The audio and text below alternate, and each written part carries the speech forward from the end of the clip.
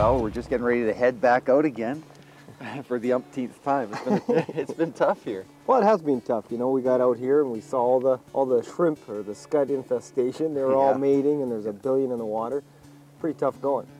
Really tough going. Yeah. So what are you going to go with now? I think I'll try the chrony. You know, we've seen a whole bunch of chronomets coming off, and there's all, like we say, all the scud and everything else in there, but they got to be feeding. It looks like the fish maybe are feeding a little bit more now. I think even Dale's planning on going with a chronomid too. Oh, you know how bad that is when the bulldog has to go chronometing. It makes it tough, but you know this lake is really big, and having these pontoon boats has been awesome because we've been able to fish the far side, we've been able to fish both ends. Wherever we thought the fish maybe were feeding, we've been able to get there and quite quickly. Without the pontoon boats, we wouldn't be able to do it here. Exactly. You go in a belly boat, which are really ideal for some situations, but a big lake like this, you got to go a long way. If you're in a belly boat, you better have your lunch with you because you won't be able to come back.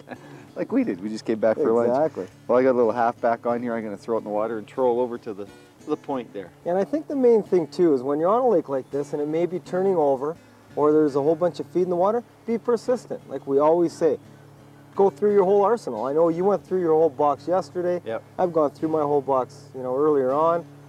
Be persistent. Well, we've been lucky. We've gone to some places where there's been chronomet hatches and you catch fish readily and quickly, and you don't have to wait for half an hour to catch a fish. But here, it's been tough. You know, the chronomeds that we have been, or fish we have been catching on chronomeds, sometimes you have to wait for an hour on the chronomed before you get them.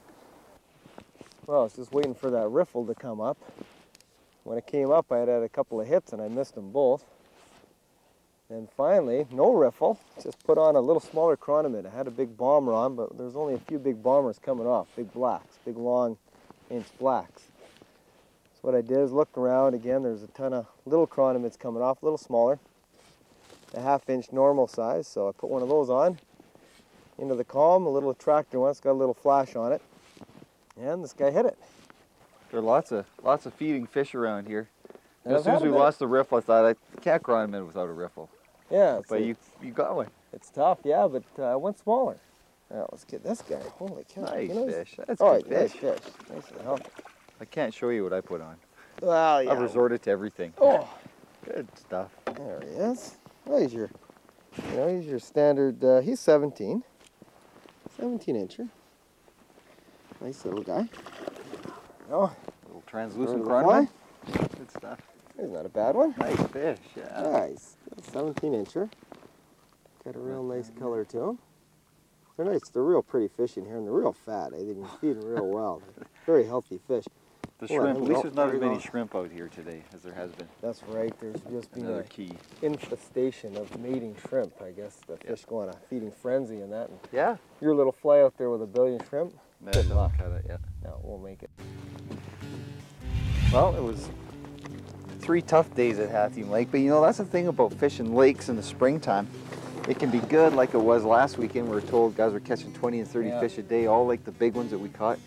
But springtime, you can also get things like happened to us. The shrimp were all out there and the fish were feeding on shrimp, and it was just like a needle in a haystack. Exactly. When lakes turn over though, again, like we said earlier, you can't be frustrated. You got to go through, try everything, because some fish are still feeding out there.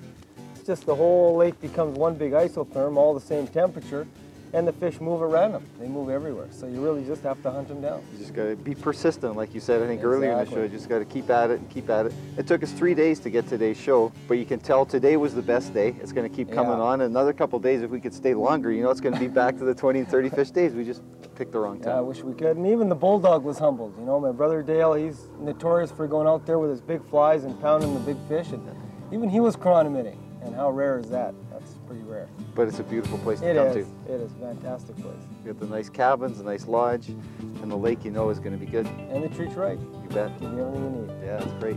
When you come here, take care. And conserve our waters. Again, you get a great fish reel like this one here. See you next time. On Sport Fishing on the Fly.